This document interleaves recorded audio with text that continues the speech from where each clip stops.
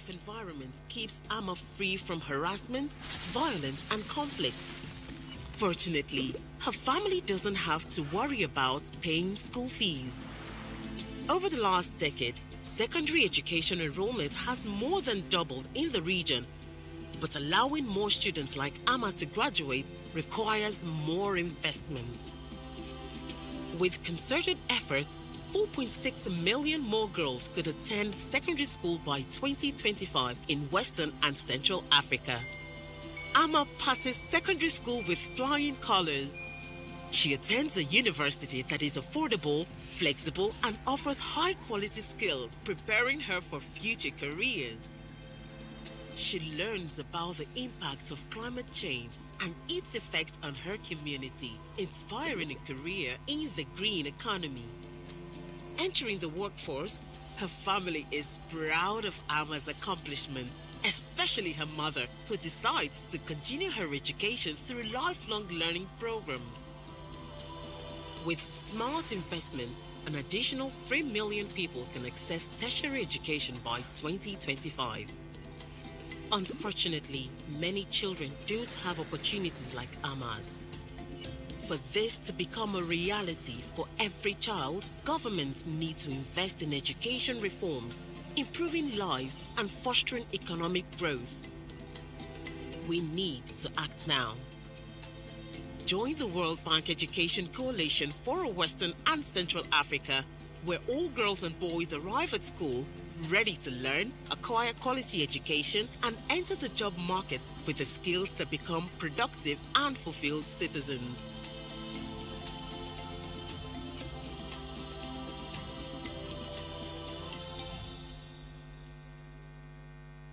Say hello to Amma, a curious little girl.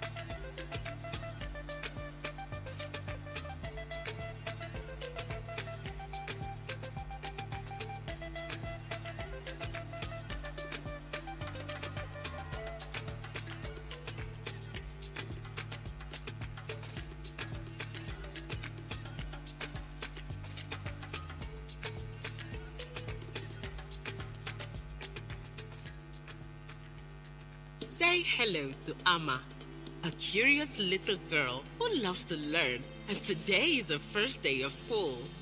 Amma's family prepared her for school by providing her with proper nutrition and an engaging home environment. Success for Amma starts in primary school, where good roads for transportation, clean drinkable water, and toilets help her focus on learning. Amma's teacher has a major impact on her students, but must be supported with training and resources. Because Amma's classroom has regular learning assessments,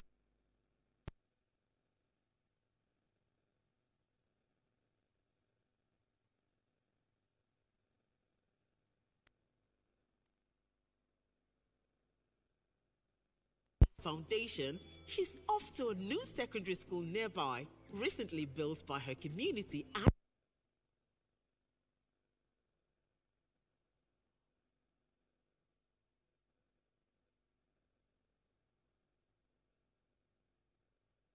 paying school fees. Over the last decade, secondary education enrollment has more than doubled in the region, but allowing more students like Ama to graduate requires more investments.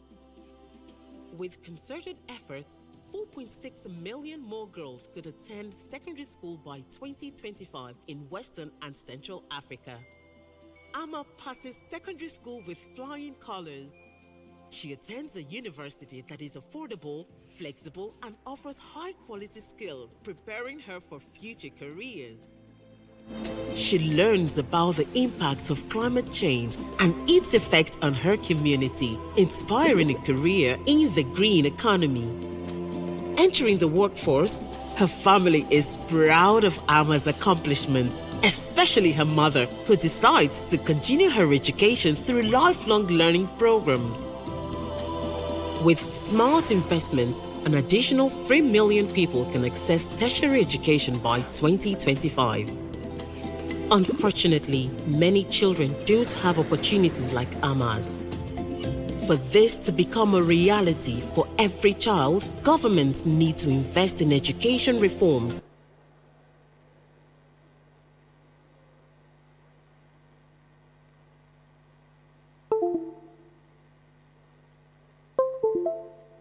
Ladies and gentlemen, distinguished guests, good morning or good afternoon. My name is Idris Elba.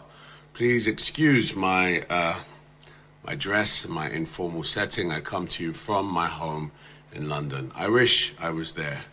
But at the outset, I'd like to wish and congratulate HE President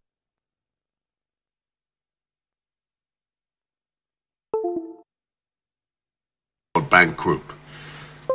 At the turn of the next century, 1 in every 4 human beings. May I request, please, all of us to stand up as the heads of states are about to get into the venue. Please, may we all stand up.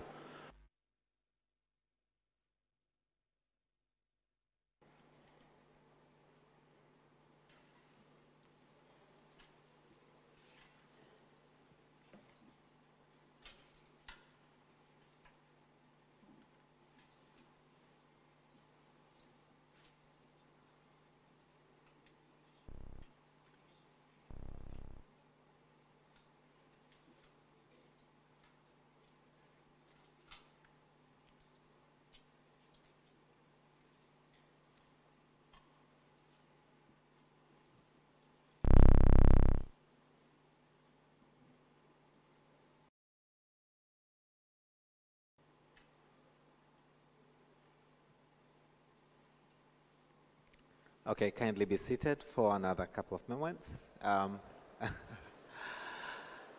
Thank you. They will be here definitely in no time. And thank you for your patience. Thank you very much.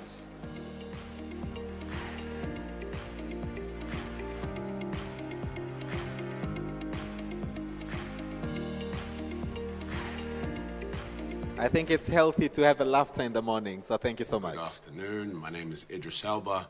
Please excuse my dress, my informal setting. I come to you from my home in London. I wish I was there.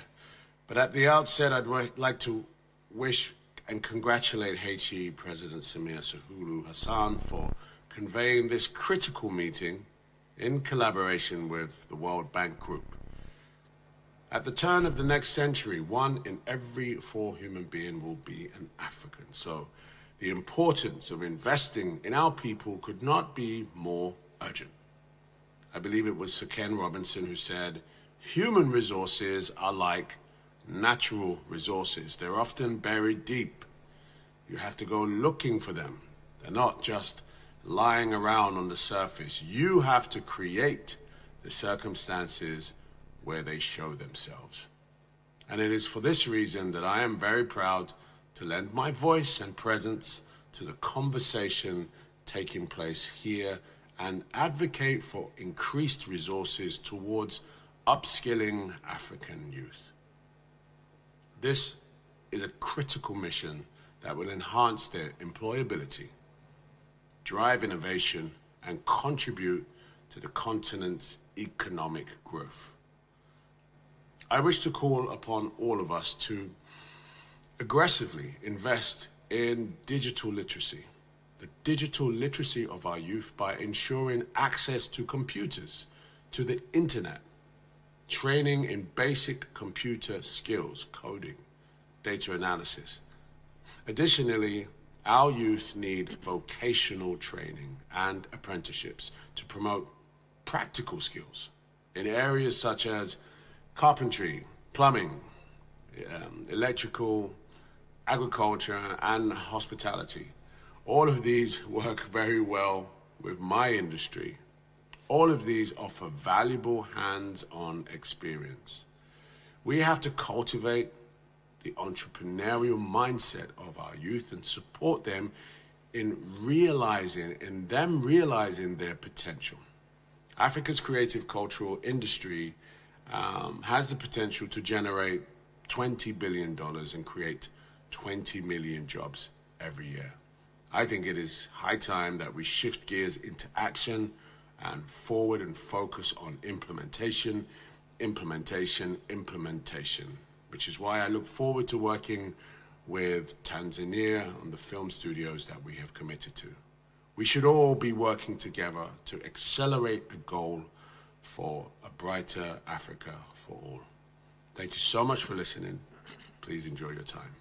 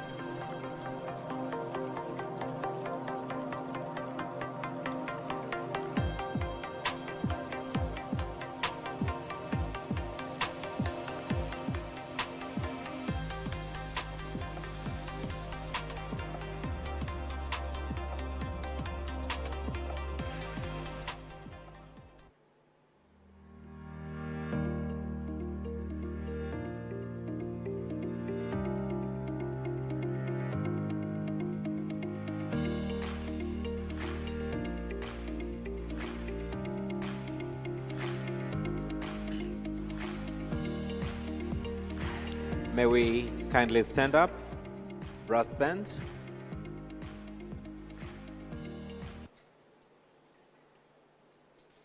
Can we put our hands together as they walk in?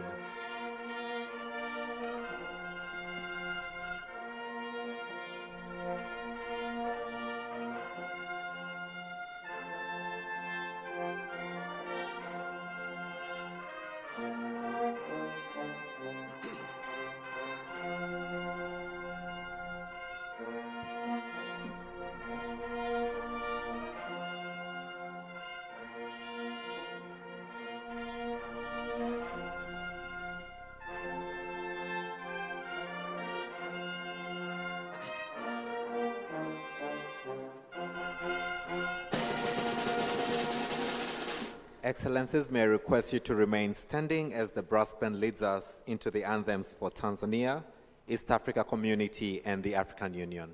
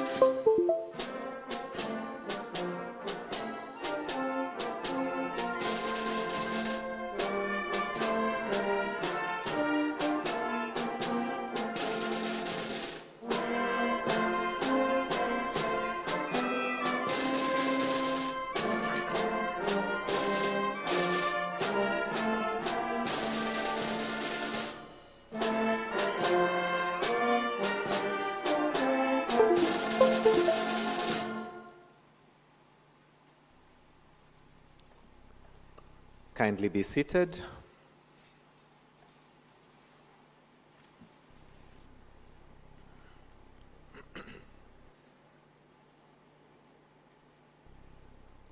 Your Excellency Samia Suluhu Hassan, President, Republic of Tanzania.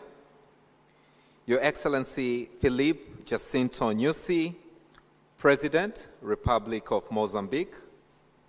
Your Excellency Andy Rejolina, President, Republic of Madagascar.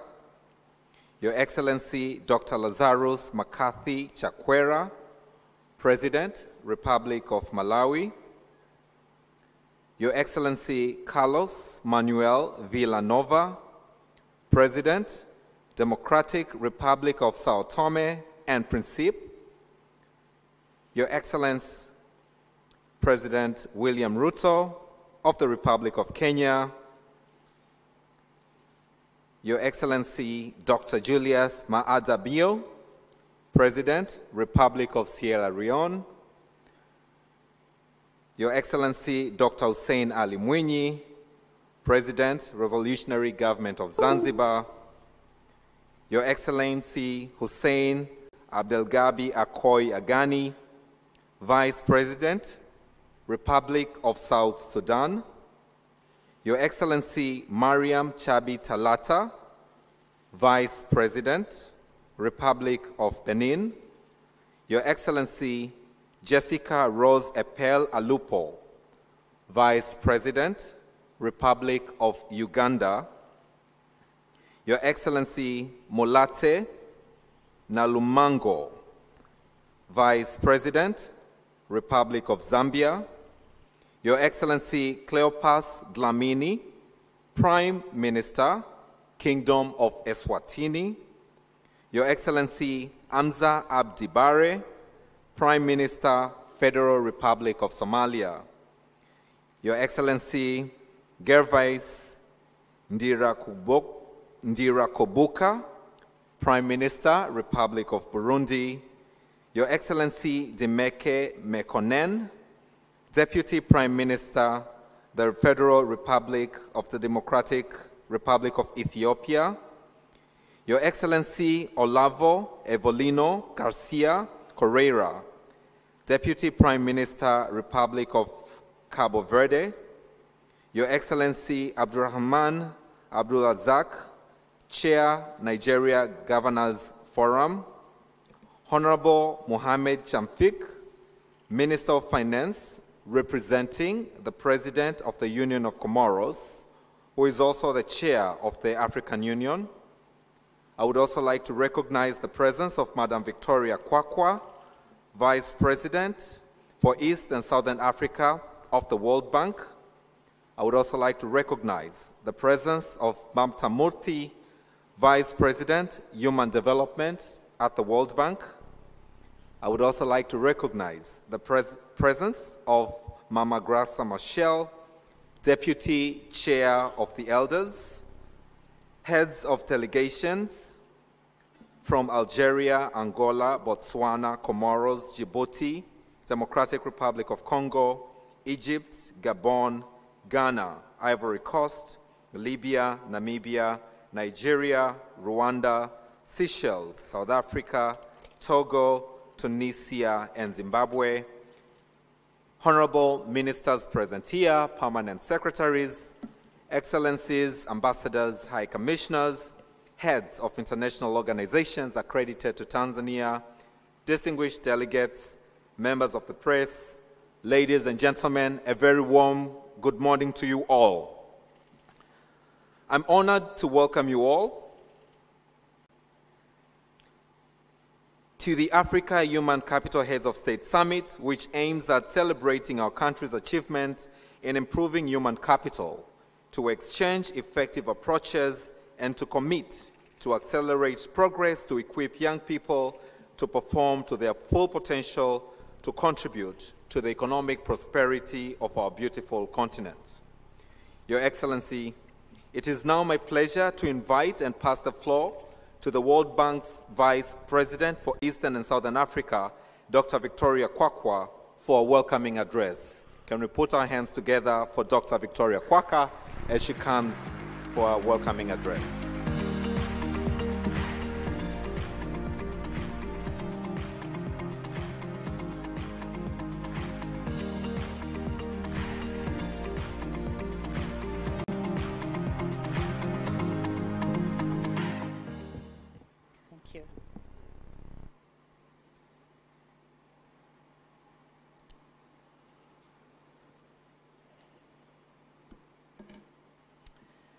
Thank you.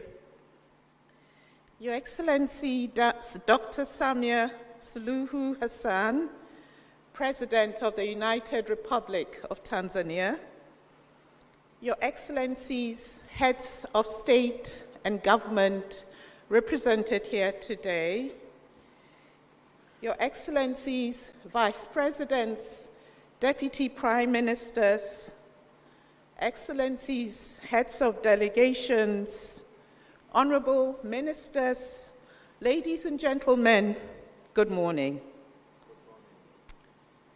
And warm greetings to all of you. It's a great pleasure and honor to be here together at the inaugural Africa Human Capital Heads of State Summit. I want to thank you, President Samia, and your government for your gracious hospitality in hosting the summit in partnership with the World Bank.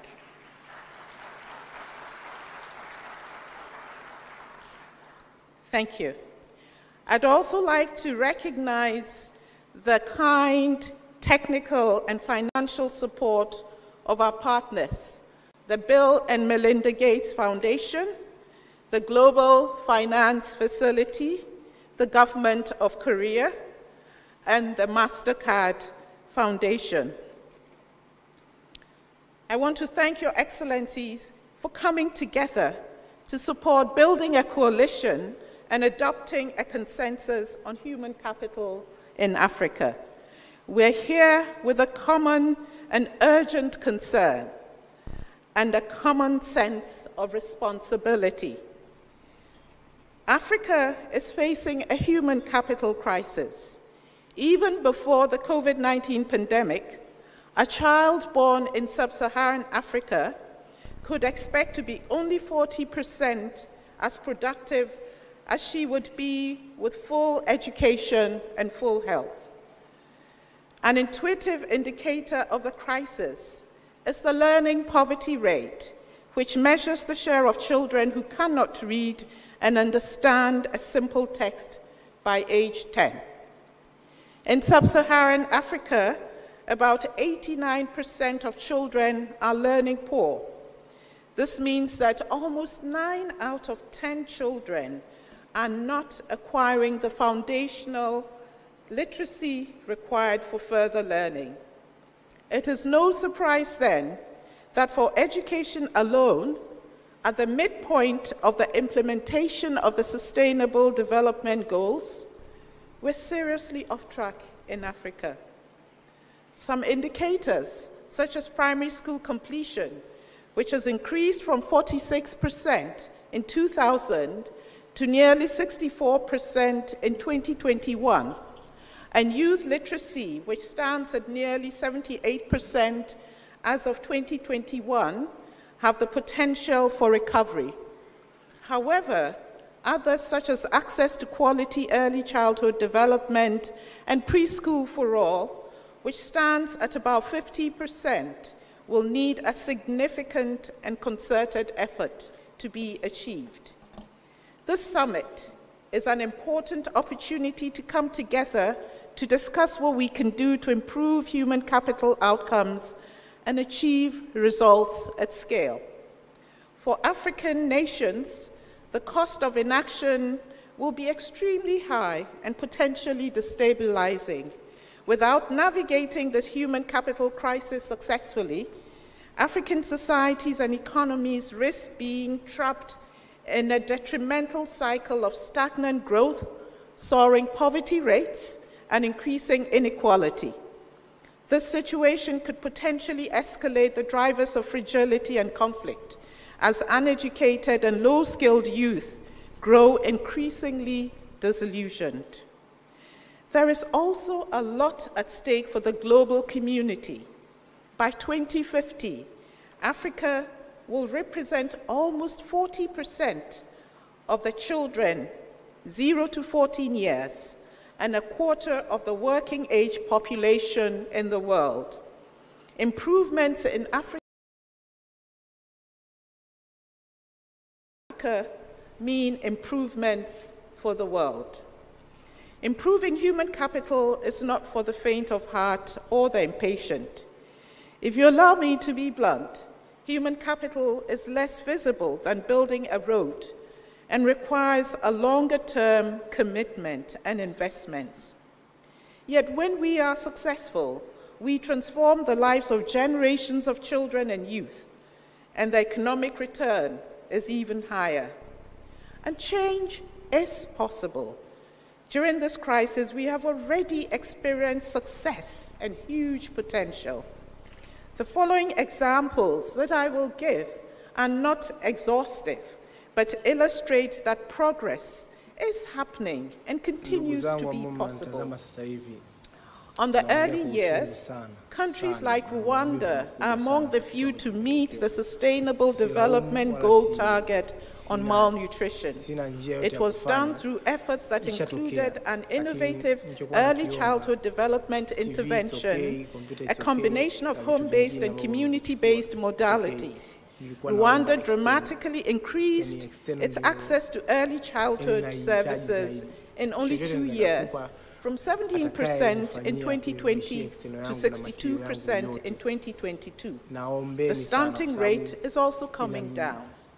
When it comes to learning outcomes, Kenya stands as a testament to the power of steadfast commitment to challenging reforms, ranging from curriculum development, provision of textbooks, and effective teacher management.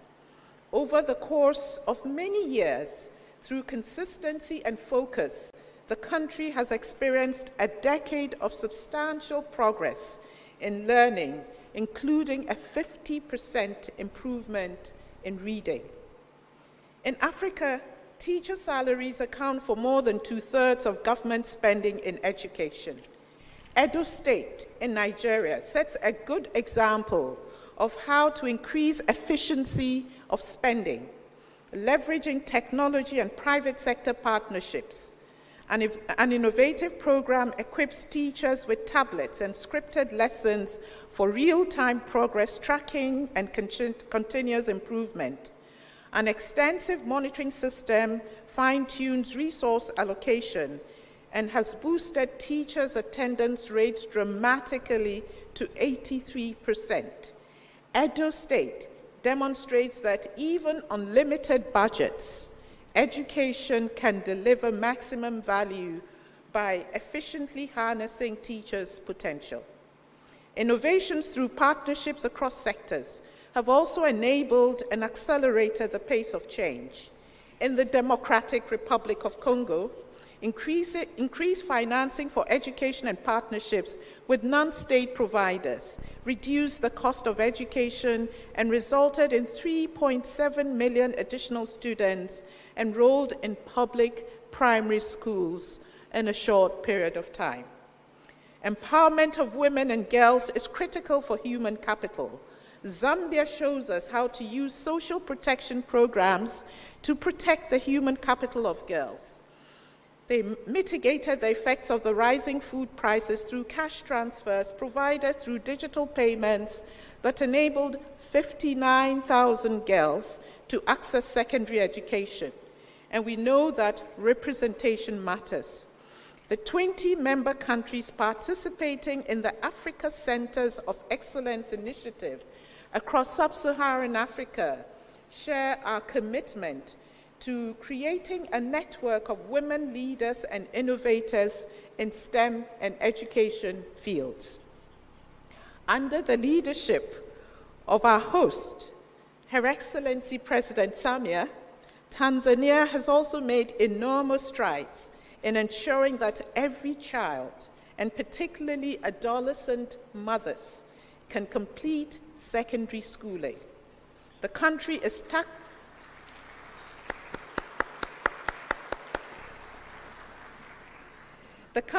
tackling this challenge in a holistic and coherent way. They are preventing dropout by expanding the school network and implementing an innovative Safe Schools program. At the same time, their new continuation policy is opening the doors of the formal education system to students who have already dropped out and young mothers. As a result, between 2018 and 2022, the number of girls enrolled in lower secondary school increased by 400,000 students, equivalent to a 35% increase in enrollment. We celebrate all these successes. Achieving the transformational changes urgently needed in our education system will require far greater funding. Sub-Saharan African countries currently spend about $280 purchasing power parity for every primary school student, compared to $1,500 in purchasing power parity terms in middle-income countries and about $8,400 in high-income countries. These large differences show that no country in sub-Saharan Africa is likely to effectively address the growing demand for education without significantly increasing their investments in human capital.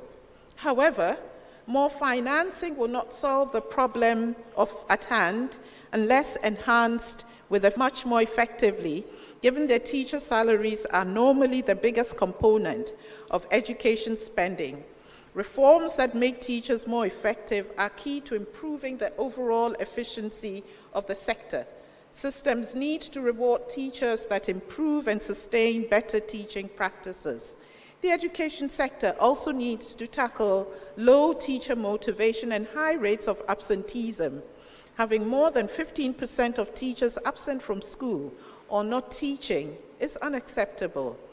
Beyond this, Ministry of Education need to build their capacity to deploy teachers equitably, ensure they have the teaching and learning material they need to do their jobs effectively, and provide the support they need to improve their teaching skills. Tackling these challenges successfully will improve sector efficiency and are just as critical as mobilizing more funding if national and continental goals for education are to be met. As a development partner, we at the World Bank stand with you at this time of human capital crisis.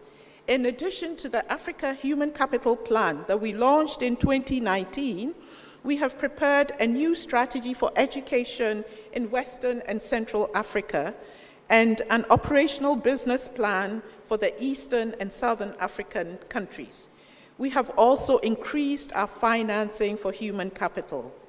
And our commitment to education spans several sectors, including interventions in health, social protection, water and sanitation, transportation, and other sectors that contribute to improving access and quality of schooling for all. Nevertheless, it is your national strategies, your ideas and financing that are the foundation of future progress.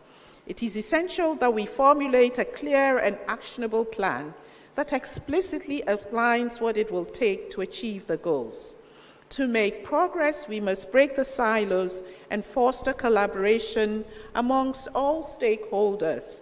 We need to develop a platform for action that transcends sectoral boundaries and unites government agencies, domestic partners, and external allies, including the pivotal private sector. That is why events like this one provide a critical opportunity for cooperation and collaboration. Over the last 2 days, we had so many creative ideas and inspirational examples of what can be done to accelerate progress on building human capital. We need to capitalize on the wealth of local ideas and solutions to address the challenges in Africa. We at the World Bank would like to convene a team of education experts from the continent and policymakers to find how to build on the successes that I've mentioned, to take them to scale, and to propose new ideas and solutions. We would work with regional bodies, individual governments, and our development partners to strengthen and sustain this team and provide global knowledge from other regions to plan and deliver tangible solutions at scale, accelerating progress in human capital development. We will also review our human capital plan to reflect the Dar es Salaam Declaration. With political will and leadership and commitment from all of you, the highest level, we can together achieve our vision with our collective leadership to make human capital the cornerstone of our country's development strategies. I'm confident that we will build strong coalitions and allocate the needed resources to ensure a bright future for Africa, a future where all girls and boys reach their full potential, grow up well-nourished and ready to learn, attain real learning in the classroom, and enter the job market as healthy, skilled, and productive adults. I want to close with a phrase that one of the panelists just said yesterday. Yes, Africa can. There's no more time to waste. Thank you so much.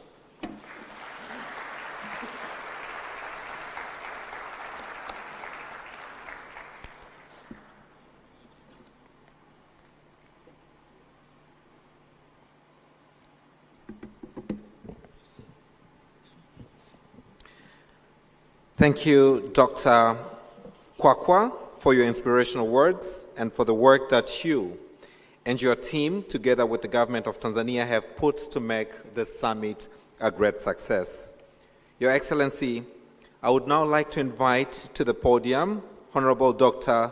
Stegomena Tax, Minister of Foreign Affairs and East Africa Cooperation of the United Republic of Tanzania, for her introductory remarks. Can we put our hands together as she comes to the podium?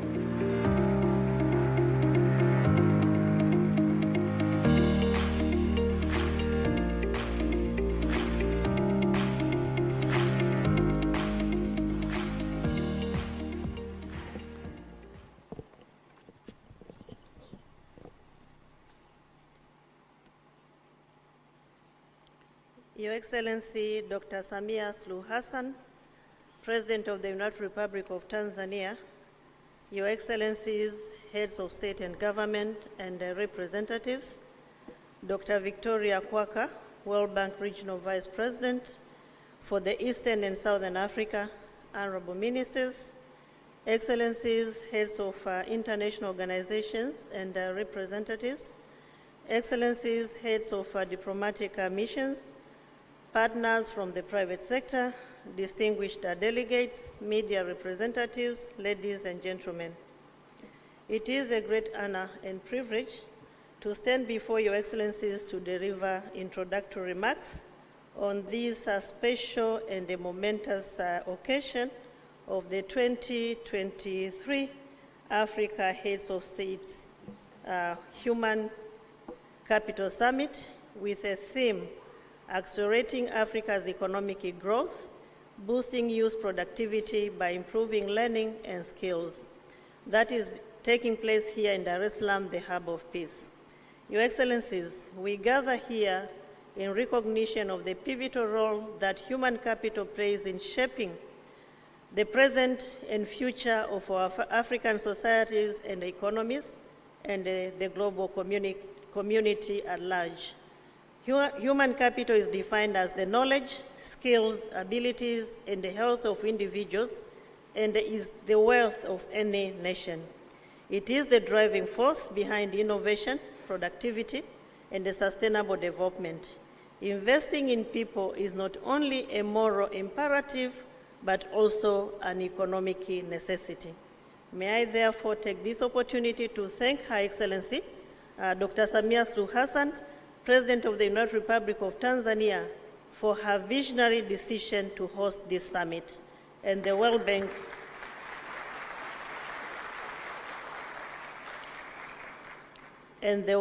for affording the United Republic of Tanzania an opportunity to host it.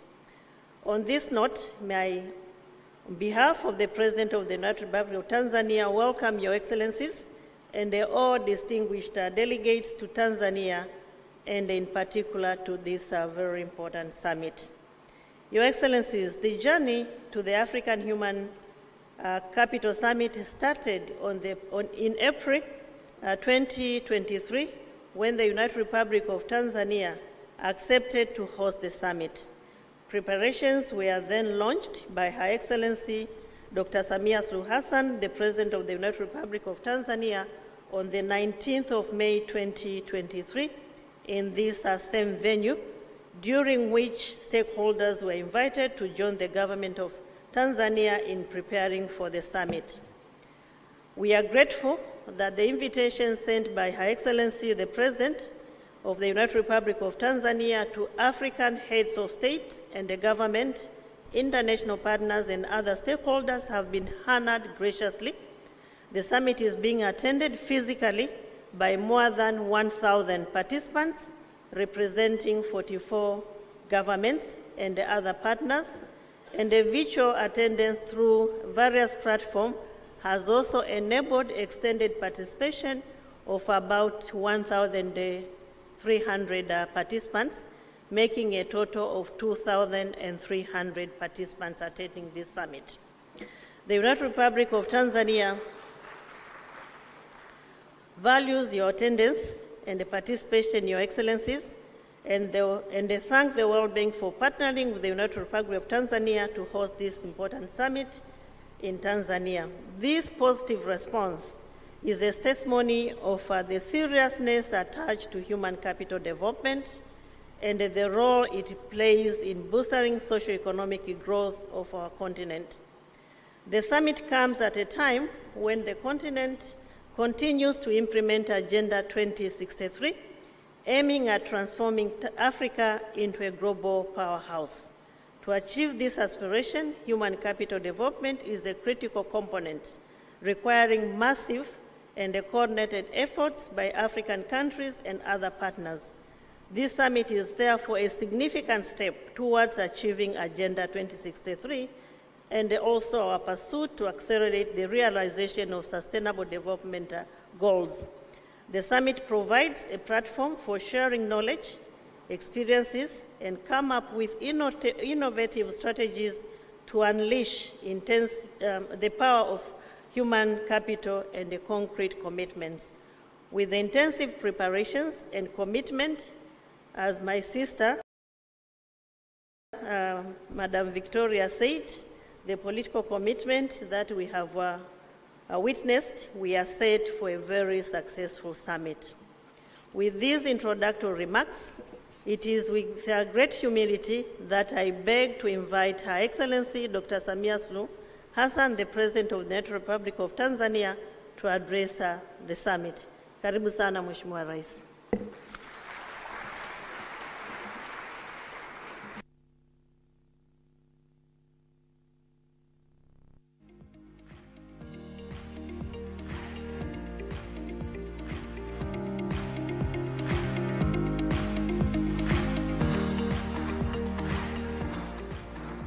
Asante, naomba tukae.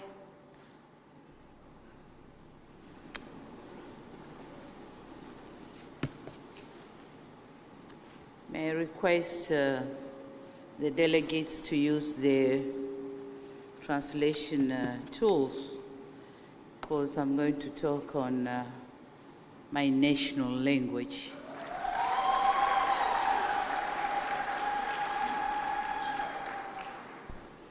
Waheshimiwa wakuu wa nchi na wakilishi wa wakuu wa nchi, Waheshimiwa makamu wa rais mliopo, Mheshimiwa Dr. Hussein Ali Mwinyi, Rais wa Zanzibar na mwenyekiti wa Baraza la Mapinduzi, Waheshimiwa mawaziri wakuu mliopo,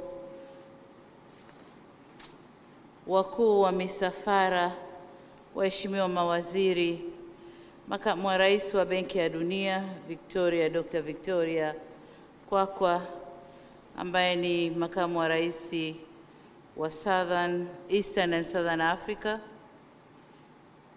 Pia natambua uwepo wa Dr. Mamta Mufti, Vice President for Human Capital Development in the World Bank, na ujumbe wote wa Benki ya Dunia mlioko hapa, waheshimiwa mabalozi na wawakilishi wa mashirika ya kimataifa, wawakilishi wa sekta binafsi, pamoja na wataalamu mliopo, wageni waalikwa, mabibi na mabwana, habari za asubuhi. Ni furaha kubwa kuwakaribisha nyote nchini Tanzania, lakini kuwakaribisha katika ukumbi huu wa mkutano. Ninamshukuru sana Mwenyezi Mungu kwa kutujalia fursa hii adhimu ya kukutana hapa ili tuweze kujadiliana na kufikia maazimio kuhusu mada hii muhimu na nyeti kwa maendeleo na mustakabali wa bara letu la Afrika, maendeleo ya rasilimali watu. Tulipokea kwa heshima na fahari kubwa fursa ya kuwa mwenyeji wa mkutano huu muhimu na adhimu, na kwa kipekee kabisa nitambue na kupongeza kazi kubwa iliyofanywa na serikali kupitia wizara zetu za fedha na wizara ya mambo ya nje pamoja na Benki ya Dunia, na vile vile nitambue mchango mkubwa uliotolewa na wadhamini katika kufanikisha mkutano huu. Hakika mmeutendea haki mkutano huu kwa maandalizi mazuri sana.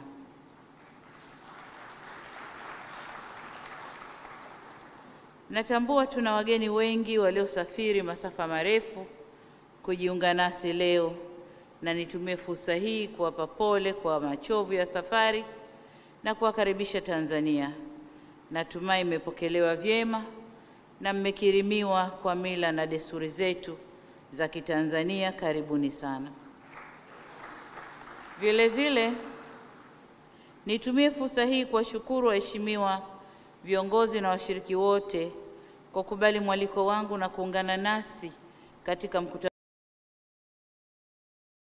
huu muhimu unaobeba kauli mbiu inayosema kuchochea ukuaji wa uchumi Afrika, kuongeza uzalishaji wa vijana kupitia mafunzo na ujuzi, yani accelerating Africa's economic growth, boosting youth productivity by improving learning and skills. Waheshimiwa viongozi, tunakutana leo kujadili ajenda ambayo ndiyo moyo wa mataifa yetu: uwekezaji katika rasilimali watu, hususan vijana. Mkutano wetu huu wa leo utaamua ni aina ipi ya uwekezaji unahitajika ili kuleta tija na kuchochea maendeleo ya bara la Afrika. Hakuna muda mwingine sahihi wa kujadili haya zaidi ya huu tulionao. Kwa kipindi cha zaidi ya muongo mmoja sasa, bara la Afrika limepitia ukuaji na uimarikaji mkubwa wa uchumi au chumi zake katika sekta tofauti. Hali hii ya ukuaji wa uchumi ilifanya bara kuja na misamiati kadhaa, ikiwemo Africa is rising, lakini pia it's African century. Misamiati hii ilitokana na vuguvugu la harakati mbalimbali zilizokuwa zikifanyika ili kulikwamua bara letu la Afrika kutoka kwenye utegemezi wa kiuchumi. Kulifanyika jitihada za maksudi kuhakikisha bara hili linajenga uchumi zake kwa kutumia rasilimali zake ili kuweza kujiletea maendeleo. Kwa baadhi ya nchi na kanda, maendeleo haya, ila kwa baadhi ya nchi maendeleo hayakuonekana au yalionekana kwa kiasi kidogo. Ni jambo la kusikitisha kuwa kwa baadhi ya nchi ukuaji huu wa uchumi haujachangia katika kuhakikisha wanajenga uchumi jumuishi wala kuchochea uzalishaji wa ajira mpya, hususan kwa vijana. Aidha, mbali na ukuaji huu wa uchumi, bado bara la Afrika limeendelea kukabiliwa na changamoto mbalimbali kama vile uhaba wa chakula, viwango vikubwa vya ukosefu wa ajira, umasikini uliokithiri na ukosefu wa usawa kwenye jamii. Ni wazi kuwa bara letu bado linahitaji mageuzi makubwa katika nyanja zote muhimu za uzalishaji na maendeleo.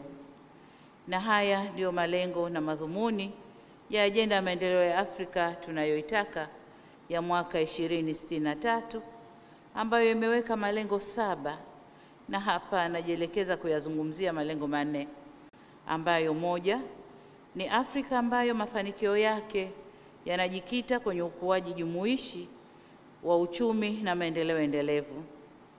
2, Afrika yenye utengamano kisiasa za binadamu na utawala wa sheria. Na 4, Afrika ambayo maendeleo yake yanatokana na watu kwa kutumia vipaji vyao, hususan wanawake, vijana, pamoja na kutoa makuzi bora kwa watoto. Na hili ndilo lililotuweka leo hapa. Waheshimiwa viongozi, nimeona niataje malengo haya 4 ili kuona uzito na dhima ya majukumu yaliyoko mbele yetu na kutafakari ni aina gani ya uongozi na sera zinazohitajika kuhakikisha tunafikia na kutimiza kwa ukamilifu malengo haya. Ni muhimu sisi kama viongozi tuhakikishe kwamba tunaangalia, tunatathmini na kusimamia mageuzi yote muhimu ili kuliwezesha bara hili litumie uwezo na rasilimali zake kujikomboa kiuchumi.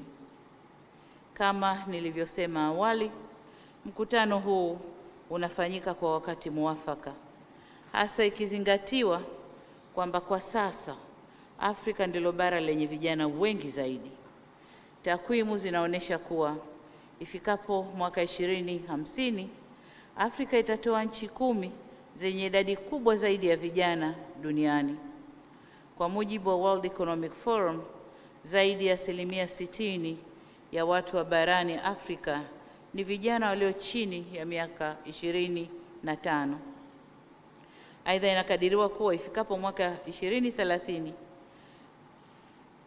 Afrika itakuwa na 42% ya vijana wote duniani, na umri wa wastani wa nchi za Afrika ni chini ya miaka 20.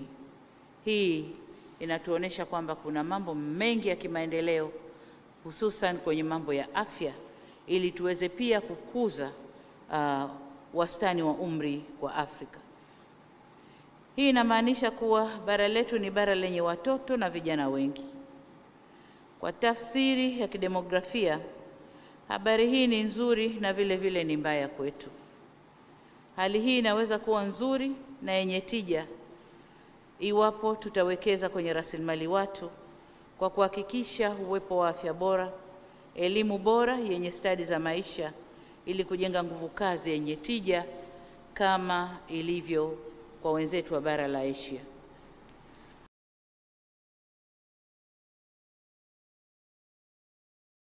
Hatima yetu inaweza kuwa mbaya. Fanya hivyo, tutaongeza idadi ya vijana wasio na ujuzi, wasioajirika na vijana wa kujiingiza kwenye vitendo viovu vya kihalifu na uvunjifu wa amani.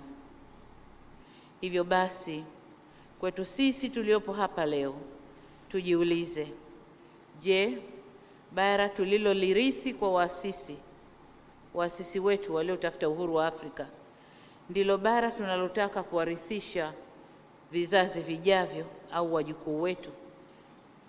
Je, Afrika tunayoijenga leo ni yenye uchumi endelevu au uchumi unaodumaa? Tukipata majibu hayo, tutalijenga bara letu vyema zaidi. Vile vile majibu ya masuala haya yatatupa mwelekeo wa sera zetu. Ni wazi kwa viongozi wenye maono hujenga sera zao kwenye maendeleo ya watu na kufuatiwa na maendeleo ya vitu.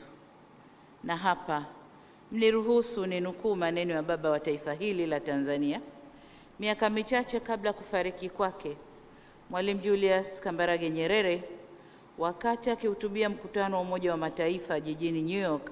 Alisema, na hapa namnukuu, kwamba development is people. People are the target, creators and beneficiaries of anything known as development. Mwisho wa kunukuu.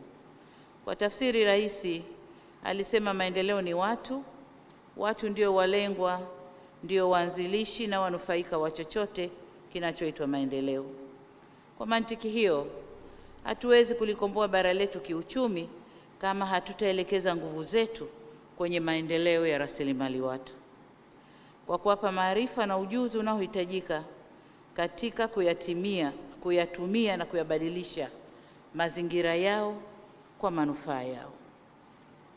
Waheshimiwa viongozi, tunapozungumzia uwekezaji katika rasilimali watu, ni kuhakikisha kwamba uwekezaji unaanza tangu mtoto anapozaliwa, kwa maana ya upatikanaji wa lishe bora na chanjo stahiki, ili kuondoa udumavu ambao mara nyingi hupunguza kiwango cha uelewa na uwezo wa kusoma vizuri kwa watoto hao. Ili kuhakikisha tunaweka msingi mzuri wa elimu, tunapaswa kuwa na maandalizi mazuri ya elimu, na hasa elimu ya awali, kwa ajili ya kuandaa watoto kimwili, kiakili, kiismu au kijinsia na kiubunifu. Jambo jingine, ili elimu itoe matokeo chanya, ni lazima kuwa na mitaala yenye kukidhi matakwa ya soko la ajira. Kwa mfano, uwepo wa mapinduzi ya 4 ya viwanda yameleta mabadiliko makubwa katika sekta zetu za afya, elimu, biashara, teknolojia pamoja na mahusiano na mwingiliano wa kijamii, pamoja na usafiri na usafirishaji. Hivyo basi, ni wajibu wetu kuhakikisha Afrika hatuachwi nyuma. Tunazitumia fursa hivi vizuri. Hatuachwi nyuma kama ilivyokuwa kwenye mapinduzi haya ya matatu yaliyopita. Mapinduzi ya kwanza, ya pili na ya tatu. Haya ya 4, Afrika ni wakati wetu kuyatumia vizuri. Muasisi wa taifa huru la Afrika Kusini, hayati Mzee Nelson Mandela, alisema, na mimi namnukuu, "Education is the most powerful weapon you can use to change the world." Akimaanisha kuwa elimu ndio silaha yenye nguvu zaidi inayoweza kutumika kubadilisha ulimwengu. Na hapa nichukue fursa hii kueleza umma huu baadhi ya hatua ambazo nchi yetu Tanzania imechukua ili kukuza na kuendeleza rasilimali watu. Moja, tumeamua kutenga fedha nyingi kwa ajili ya afua mbalimbali za lishe na huduma za afya ya uzazi wa mama na mtoto. Na katika hili, mimi kama rais wa nchi nimeingia mikataba na wakuu wa mikoa, kila mkuu wa mkoa kuhakikisha anawajibika ipasavyo katika eneo hili. Lakini la pili ni kuanzisha vituo vya elimu ya awali, yani Early Childhood Development Centers, ambayo tunaendelea kuvieneza nchi nzima. La tatu ni mapitio na maboresho ya sera ya elimu, mitaala na programu za mafunzo mbali ya elimu, afya, maji safi na salama, kilimo na mazingira, njia za usafiri na usafirishaji zimetekelezwa. Jingine ni uanzishwaji wa programu ya elimu bila malipo kwenye ngazi za elimu ya awali, elimu ya msingi na hadi sekondari. Watoto wetu wanasoma bila kulipa. Lakini la sita ni uwekezaji kwenye elimu ya ufundi na mafunzo ya mali, yani vocational education and training, ikiwa ni pamoja na kutoa ujuzi bobezi ili kuongeza tija, ushindani na uwezo wa ndani katika kutumia rasilimali za nchi yetu. Saba, kuwezesha vijana kiuchumi kupitia mikopo inayotolewa na halmashauri. Mikopo hii tunatoa 4%, tumezitaka halmashauri kutenga 10% ya mapato yao ya ndani. 4% inatumika kwa kuwakopesha vijana, 4% inatumika kuwakopesha wanawake, na 2% inatumika kuwakopesha watu wenye ulemavu. Jambo la 8 ni kuruhusu watoto walioacha masomo, hasa wa kike waliopata ujauzito, kuweza kurudi tena shuleni na kuendelea na masomo yao. Na hapa nataka niseme kwamba jaribio hili lilianza kule Zanzibar, na furaha kusema kwamba kuna watoto ambao walirudi kuanzia form 1 kidato cha 4, wamemaliza university na sasa wako vizuri. Kwa hiyo ni fursa nzuri ya kuwarudisha watoto shuleni. Lakini pia kupitia wizara yetu ya kilimo tuna programu maalum inayoitwa Building a Better Tomorrow kwa ajili ya vijana kujishughulisha na shughuli za kilimo, ufugaji na uvuvi ili kuijenga vyema sekta ya kilimo na kufanya sekta hii iweze kuchangia kwa 10% kutoka 4% inayochangia sasa hivi katika uchumi wetu wa taifa. Waheshimiwa viongozi, nimezungumza masuala mengi na kwa kirefu. Sasa naomba mniruhusu niataje kwa mahususi na kwa muhtasari maeneo muhimu yanaweza kutusaidia kuboresha rasilimali watu ya Afrika ili atusaidie kuongeza mijadala yetu tukiwa hapa. Kwanza, lazima tujidhatiti kutumia rasilimali watu tulionayo kwa manufaa yetu, kwa maana ya reaping the demographic dividend. Idadi kubwa ya vijana tulionayo Afrika ni fursa ya pekee kwa ajili ya mageuzi ya kiuchumi. Badala ya kuacha vijana hawa wacross hizo bahari, wapigwe njiani, wazamishwe kwamba wanakwenda Europe kutafuta maisha bora. Maisha bora watayapata Afrika tukiwaendeleza. Lakini la pili, lazima tuwafundishe watoto wetu kuhusu uzazi wa mpangilio. Kama nilivyosema, Afrika population yetu ni kubwa sana, na population hii inaweza ikatuletea tija au ikatuletea mambo yasiyofaa kama hatukuitumia vizuri. La tatu, kuongeza manufaa kutokana na elimu na mafunzo tunayoyatoa katika nchi zetu. Tuhakikishe elimu tunayoitoa inawapa uwezo vijana wetu kuongeza tija na kujenga uchumi wetu. 4, kuongeza uwekezaji katika sekta nyingine zinazoleta ufanisi katika huduma za elimu na afya. Ni lazima kuwekeza katika miundombinu kama vile njia za usafiri na usafirishaji, kuongeza nishati au umeme, maji safi na usafi wa mazingira. Haya yote tukiyaboresha yanaweza kutusukuma katika kutoa huduma za afya na elimu ili ziwafikie watu wote na ziwe endelevu. Jambo la 5 ni utekelezaji wa programu za hifadhi ya jamii katika uzalishaji, yani implementing productive social safety nets programs katika nchi zetu. Waheshimiwa viongozi, kuzifungua fursa katika kuitumia rasilimali watu ya Afrika ni wajibu wa kimaadili na ni sharti muhimu la kiuchumi, kwani kwa kuwekeza katika hifadhi ya jamii, kuongeza rasilimali fedha kwenye elimu na maendeleo ya rasilimali watu, tunaweza kuijenga Afrika yenye mafanikio jumuishi.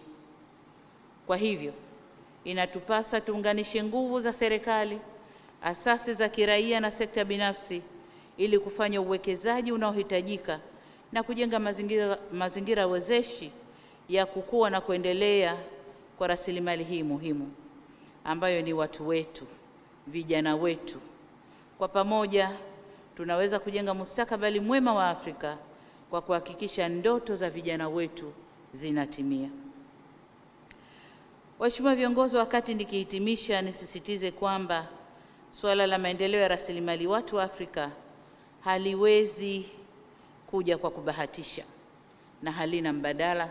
Lazima tuwe na mipango madhubuti ya kuhakikisha rasilimali watu Afrika inaendelezwa kwa manufaa ya bara hili na kwa maendeleo yetu. Ndugu zangu, baada ya kusema hayo, niseme wakati ni sasa. Inawezekana kila mmoja atekeleze jukumu lake kwa nafasi yake, tuendeleze bara letu Afrika. Asanteni sana kwa kunisikiliza. Asante sana.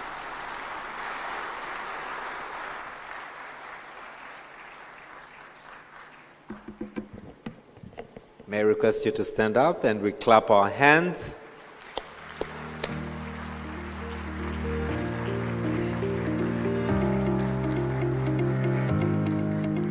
Please be seated. Asante sana. Wakati ni sasa, inawezekana. Can we all say that? The time is now, it is possible. The time is now. Thank you so much, Your Excellency, for your leadership and for bringing the continent together for this important Human Capital Heads of State Summit here in Dar es Salaam, Tanzania. Excellencies, up next we have a video that is going to set the stage on how focusing on learning and skills will help propel human capital-led economic growth in Africa. After the video, I will have the honor to invite World Bank Vice President for Human Development, Dr. Mamta Murthy, to give us a deeper reflection of this video. But for now, distinguished delegates, excellencies, is the video. Thank you.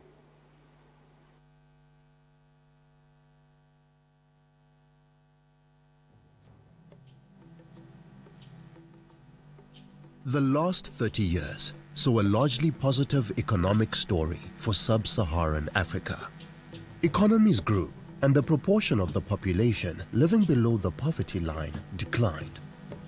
Africa made great progress in health outcomes, and life expectancy has grown over the last 50 years.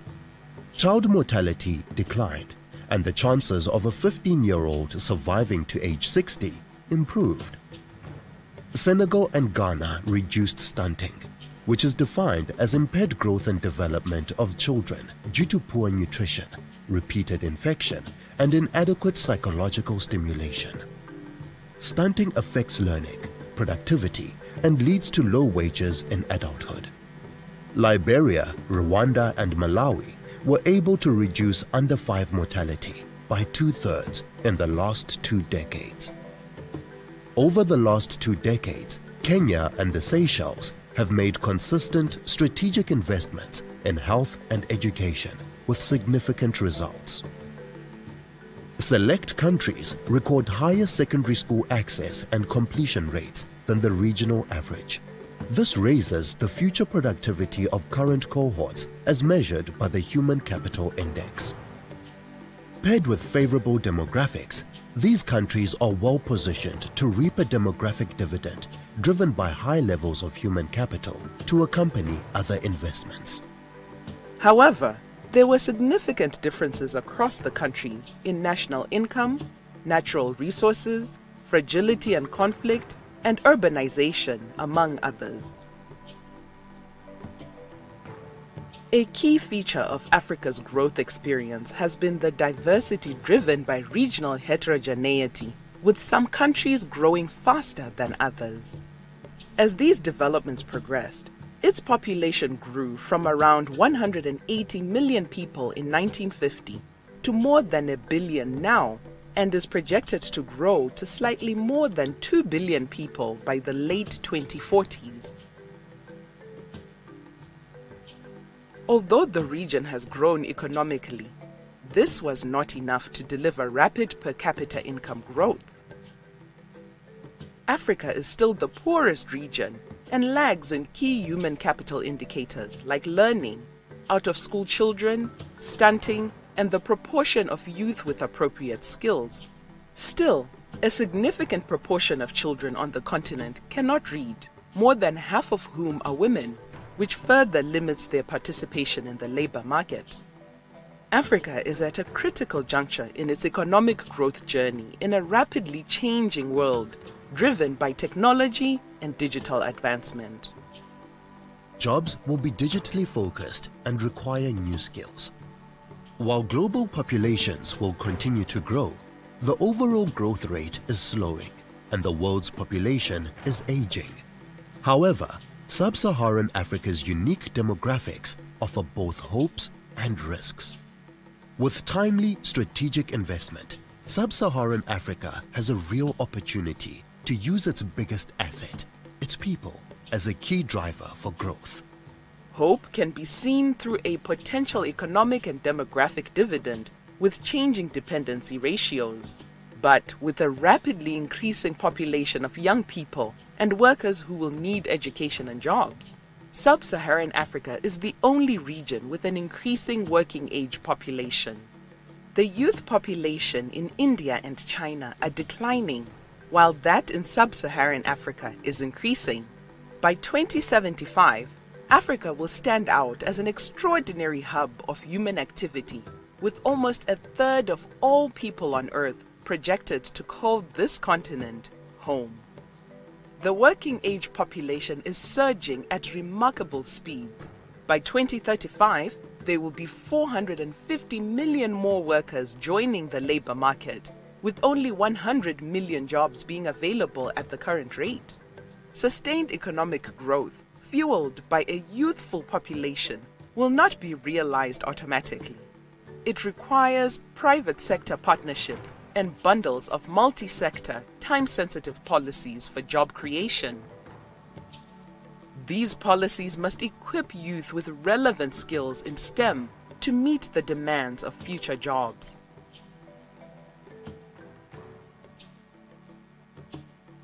These will be policies that keep people at the center. Strategic and sustained human capital investments can accelerate economic growth, build resilient systems, and strengthen social cohesion.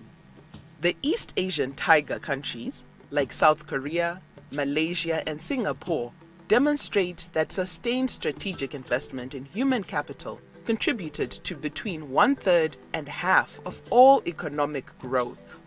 The miracle of the East Asian growth story highlights the importance of investing in people. There was an assumption that these economies grew before the governments had enough resources to invest in people.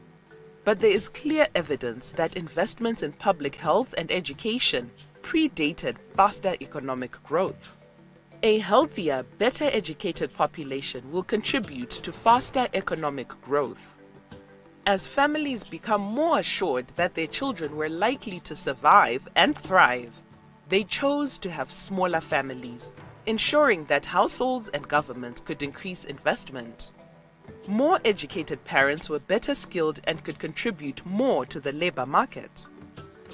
The experience of East Asian tigers makes our understanding of what drives development more complete. The old consensus was that investments in physical capital, such as dams, roads, and irrigation systems, were the main drivers of economic growth. But the rate of return varied from country to country. This variability was attributed to supporting economic policies, including trade, regional integration, and enterprise ownership.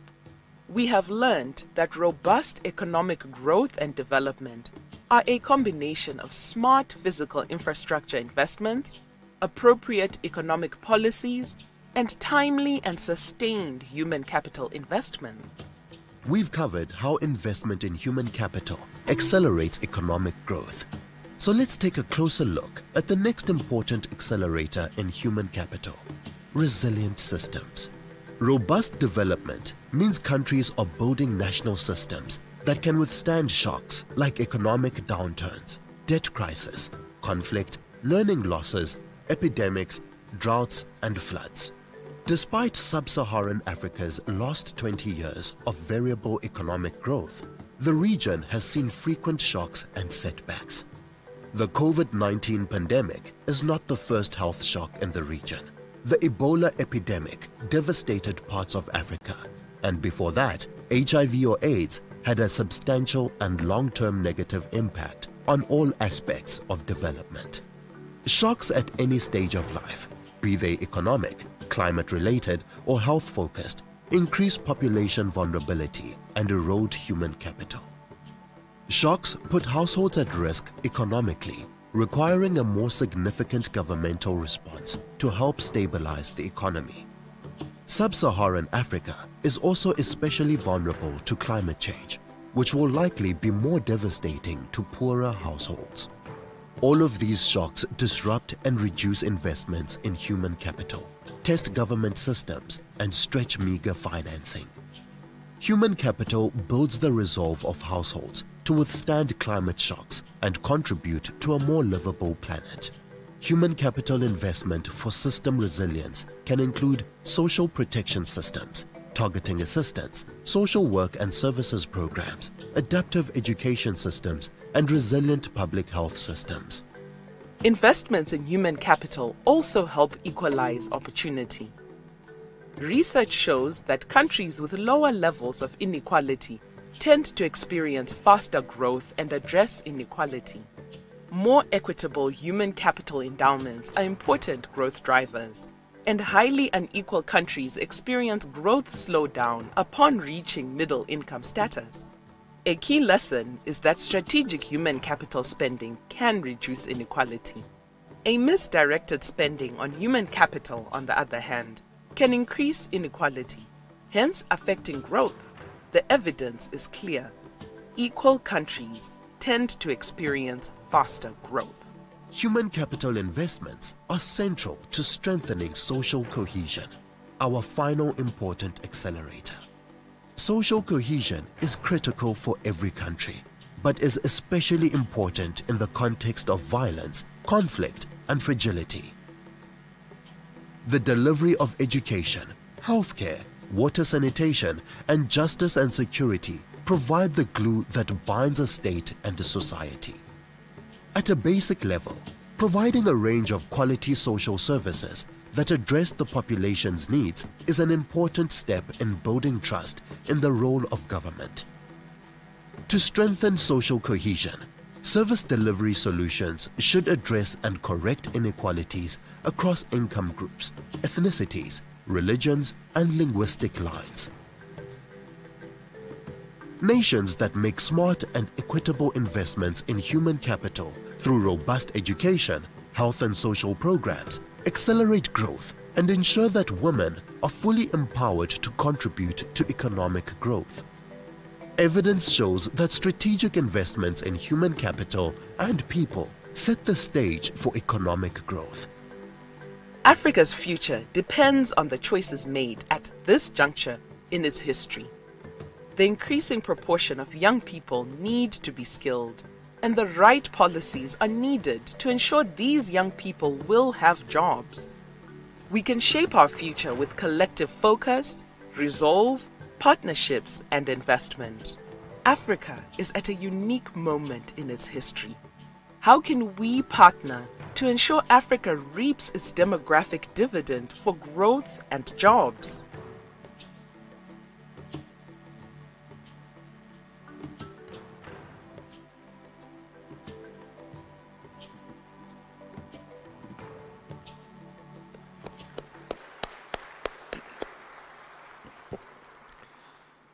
Thank you very much. And from the video, and as we gather to celebrate these achievements and successes that our nations have made so far, I would now like to invite to the podium Dr. Mamta Murthy to give more context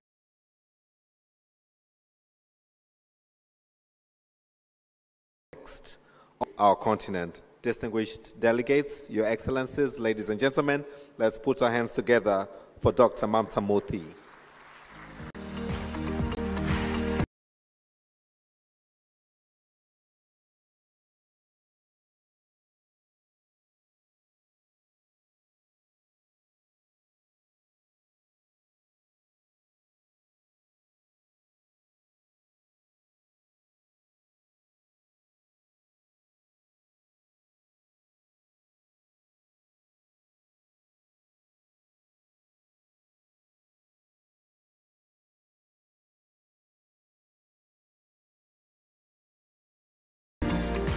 On the movie that you just saw, and I'm going to offer you just 5 reflections.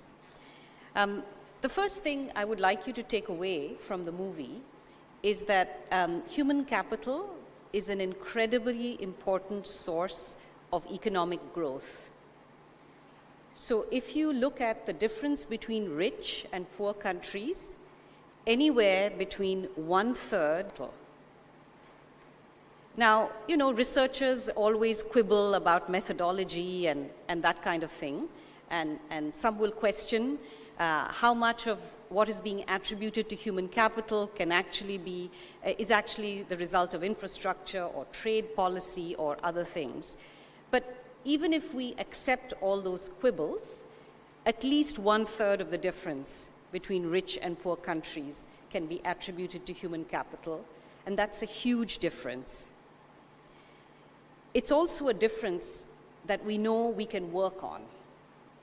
And that's why it's a very actionable item, and I'm delighted to be addressing heads of government, vice presidents, presidents, and others, because we can act on this together.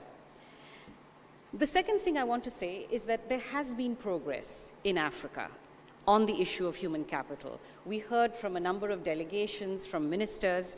There has been remarkable progress. Let me give you one statistic. If we look at the population of sub-Saharan Africa that is over 25 years of age, right, so they've completed their education, well, the average years of schooling has gone up from 3.5 years of schooling to over 5.5 years of schooling in the past 20 years. That's an enormous increase in just years of schooling. Remember, for a population that has been growing quite rapidly. So I hope that fixes in your mind that there has been huge progress. The challenge, of course, lies with the quality of schooling. The quality of schooling is not as high as it should be. Again, if we look at children in school today in sub-Saharan Africa, they can expect, because of the expansion in schooling that many of you in the audience have been responsible for, a child today in sub-Saharan Africa can expect to achieve at least 9 years of schooling because of the policies that are in place. But because the quality of schooling is poor, about 45 to 50% of that is lost. So the equivalent number of years of schooling is not 9, it's 4.5. It's about half of that, because very little is being learnt in school. Children can progress through school, but it doesn't mean that they leave school having learnt everything they should. To contrast that with another continent that I know well and Victoria knows well, East Asia and the Pacific, an average child today in East Asia and the Pacific can expect to go through 12 years of schooling. There too, there are issues with quality. So about 30% of that schooling is lost because the quality is not high. But if you take away 30% from 12, that's still 9 years of schooling. So in Africa, there are two challenges, both to increase the years of schooling and to improve quality. That's a double challenge. That's a difficult challenge because it's a double challenge. It requires resources and it requires improving learning in school. I'm going to come to the resources, but let me first talk about improving learning in school, because as I said before, this is an actionable thing. This is something that can be done. There is a lot that has been learned within Africa and from outside Africa on how to improve learning in school. Let me touch upon just a few things, actually drawing on the excellent panel discussion that we had yesterday with ministers of health, ministers of education, and ministers of labor and social welfare. I'm going to mention only 3 things. These are not silver bullets, but they are ideas I want you to take away. First, learning happens in school, but children have to be prepared to learn before they come to school. When we're talking about learning in school, it's very important to build the foundations. And the foundation of learning, all learning, is being able to read. Being able to read is the thing that needs to be emphasized in the early years, in primary school.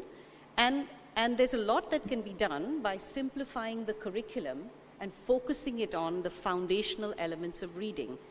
And there are many countries in Africa that are doing this. There's Kenya, there's Mozambique, there's Niger, there's Edo State of Nigeria, there's Rwanda. These are very good things to be doing and are worthy of replication. But beyond wanting to teach the fundamentals, it doesn't help if the teacher is not in the classroom, if the teacher is not supported in delivering learning in the classroom. And some of the ministers yesterday spoke about this. Teacher presence and support to the teacher for delivering the foundational elements of learning in the classroom are extremely important. And finally, there is the issue of language, and President Suluhu mentioned this in her remarks. Africa is a continent of many languages. Many children come to school speaking a language at home and then being expected to read in a different language in school. So there is an issue around teaching reading in the mother tongue, which is still a challenge in the continent. So I leave you with just these three ideas: foundational learning, emphasizing reading, supporting the teacher to deliver learning in the classroom, both by being present and by being supported with the right coaching, with the right in-service training, with the right materials. And finally, the language of instruction, the first language that the child encounters in school. Now let me talk about readiness for learning. Children arrive in school, but they need to be ready to learn. And that is where nutrition in the early years, that's where cognitive development and stimulation before entering school matters. This is the reason why pre-primary school matters and early childhood development matters. Many countries have made progress in trying to expand early childhood development, but it's not enough. Yesterday, we heard a very good example from the minister from Rwanda, who talked about low-cost, community-based expansion of early childhood development. This is very promising. This expansion can occur rapidly, and it can have an impact on both nutrition and cognitive readiness to learn when children enter school. One doesn't need a Mercedes-Benz of early childhood development. One needs the right interventions in early childhood development in order to have readiness for school. The last point I want to make is really about post-basic education and secondary and TVET and higher education. We had some discussions about this yesterday. If human capital is built through early childhood development, through good basic education, young people still need skills that are relevant for the labor market. We've seen a lot of expansion in post-secondary education, which is not particularly relevant to the needs of the labor market. A stronger emphasis on relevance by involving the private sector, involving business leaders in helping devising a curriculum that is relevant to the needs of the labor market is extremely important. But the skills that are needed go beyond technical skills. They also the skills that are needed are also behavioral. They also relate to things like teamwork, critical thinking, problem solving, the things that are needed for the fourth industrial revolution, as Her Excellency Samia Suluhu mentioned. Again, this is an area that can be worked on. We had very good examples from many of the ministers yesterday on the way in which post-secondary education is being linked to the needs of the labor market. I want to move on to the issue of resources because, as I said at the outset, Africa faces a double challenge, the need to both increase the number of years of schooling, but also increase quality. Many of the elements of quality actually do not involve a huge additional fiscal cost. It's the expansion of access which is costly. And this is where the need for resources comes. Now, the majority of resources for the expansion and access to education will have to come domestically. And for this, countries need to strengthen domestic resource mobilization as well as increase the priority given to education. But beyond the volume of resources, there's also the issue of resource use and effectiveness of resource use. It's very easy to talk about waste, and because sectors like education and health and social protection take up such a large share of the government budget, it's very easy to say, oh, well, there's a lot of wasteful spending. to my mind, what is wasteful is if a child is in the classroom and is not ready to learn. That is why making sure that early childhood investments are made is very important, because this is what makes spending on basic education effective. What's wasteful is spending money on basic education if children are not learning. That's why the spending that needs to happen on basic education needs to be directed towards achieving stronger and better learning outcomes. Similarly, if there's spending on post-secondary and it doesn't result in the kinds of skills that are needed for young people to acquire jobs,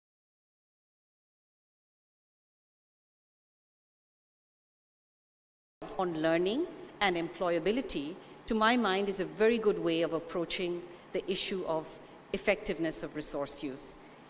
I want to conclude, and I want to say that what has made me very enthusiastic over these past 2 days is the commitment that I have seen from everybody, from national authorities, from the private sector, from development partners, to make a huge dent on this issue of improving outcomes and expanding access to services. This makes me very positive and very confident. We've also heard excellent examples of things that work. The panel yesterday, I believe, was very inspiring to all of us. My wish at the end of this summit is that everybody goes away with the intention that the examples that we heard now, which are sporadic and are uncommon, my wish is that these become common, and that when we meet in 3 or 4 or 5 years' time, many of these examples are replicated. Thank you very much.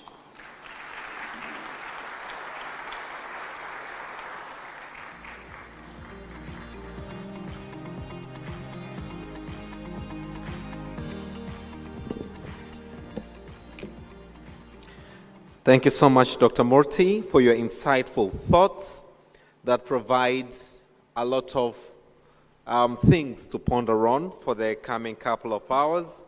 But also, it really sets up well for the next panel discussion, where we are going to have our distinguished heads of states to ponder on Africa's prosperity depends on its youthful demographics. How can Africa utilize its young population fully to achieve Agenda 2063? Excellencies, I'm honored now to invite to the stage the following heads of state for the first panel discussion, as I'd mentioned, looking onto Africa's prosperity that depends on its youthful demographics.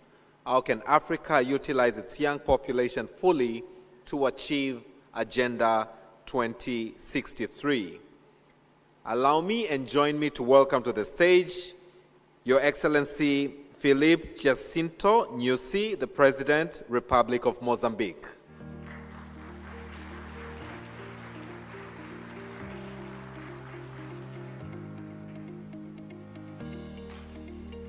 And as he comes, may I also invite His Excellency Dr. Lazarus McCarthy Chakwera, President, Republic of Malawi.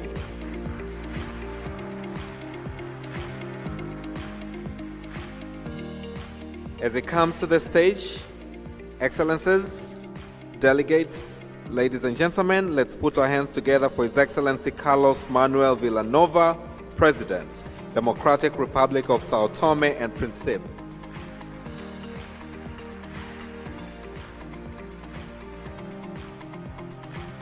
And as it comes, last but not least, I would like to invite to the stage, and let's put our hands together for His Excellency Olavo Avelino Garcia Correira, Deputy Prime Minister, Republic of Cape Verde.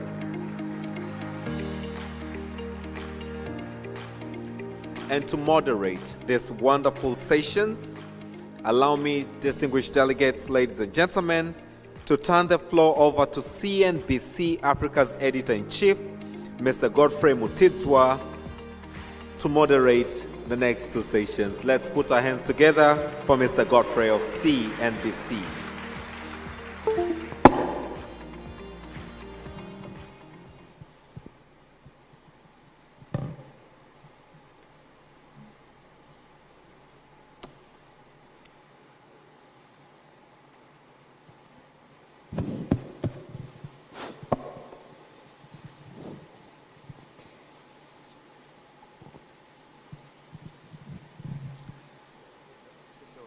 very good morning, ladies and gentlemen, Your Excellencies.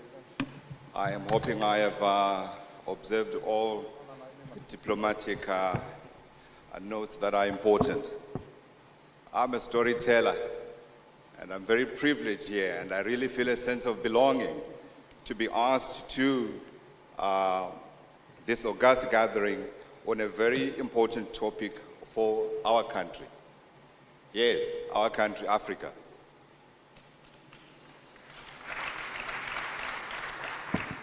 I feel it's one of those occasions where I can say without contradiction that Africa is a country, for our problems are similar.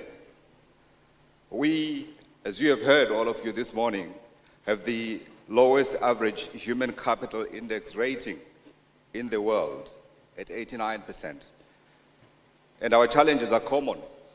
All of us, wherever you look, we face rising inflation, we face rising indebtedness in our households, in our governments. And we also know that, in addition to that, we know that inflation and unemployment are increasing. But at the same time, consistently throughout the continent, we also have the largest and the youngest population in the world, which is what brings us here today. Your Excellencies, let me spell out what my role is today here. By the end of this session, I've been told I must get a measurable commitment from all of you, just one, on advancing our youth agenda to achieve the long spoken about youth dividend. I also have been instructed to provide each of you with 5 minutes. And I know this is a particularly difficult one because you have important messages that you need to communicate. But for the purpose of getting the messages that we would like, that are going to be used to fill all the gaps that we had here this morning, I've been given 5 minutes for all of you. And you will see me lifting my eyebrow. It might be a shoulder, it might be a grunting. I will certainly do my best to try to live within the 5 minutes. But I do not want to leave the important messages that you need to leave with me here. Otherwise, I will be in trouble. And then, lastly, out of each of you, I'm also hoping that I will be able to get 3 takeaways that I share with the organizers of our debate today. So please, Your Excellencies, please help me. I promise to vote for you when you call for the reform of the United Nations in New York the next time you are at UNGA. Let me start, first of all, with the first set of questions. And this question, I am posing it to Your Excellency, the President of Mozambique, President Filipe Nyusi. Let me just get to your question.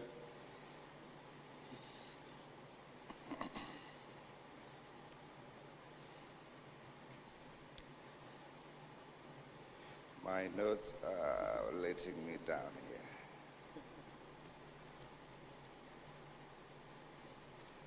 Okay. I have it. Your Excellency, we know that in each of our countries, half the population is female. We also know that our ladies are the most entrepreneurial on the continent. The statistics are there actually from the African Development Bank. And we also know that they are very, very responsible with their finances. So I want to know what you are doing to improve the female labor force participation. And I dare say even in that entrepreneurial field as well, where they are laboring without participation and beating the man, what more can we do to get the ladies to be more participative than they are currently?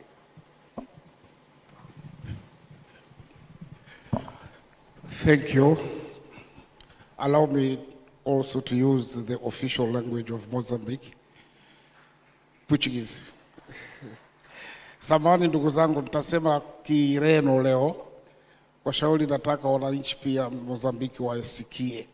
Asanteni.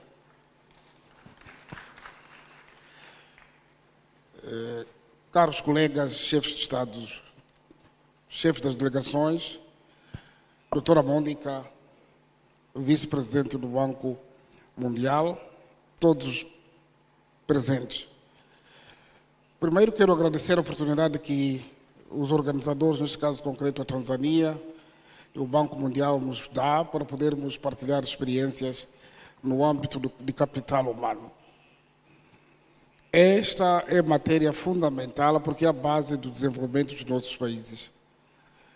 Eu vou escolher o caso de Moçambique como caso de estudo. Nós, em Moçambique, agora somos cerca de 32 milhões de moçambicanos. Destes, 52% são jovens, mas também 51% são mulheres. A pergunta que me coloca concretamente o que fazemos para empoderamento, para o desenvolvimento do capital humano, concretamente para a mulher, ela é uma pergunta que não é isolada.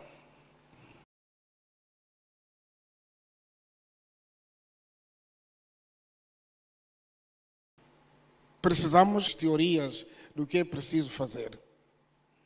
Primeiro, precisamos de garantir a vida, boa vida ou a vida de qualidade para todos os nossos compatriotas, mas, sobretudo, para as novas gerações.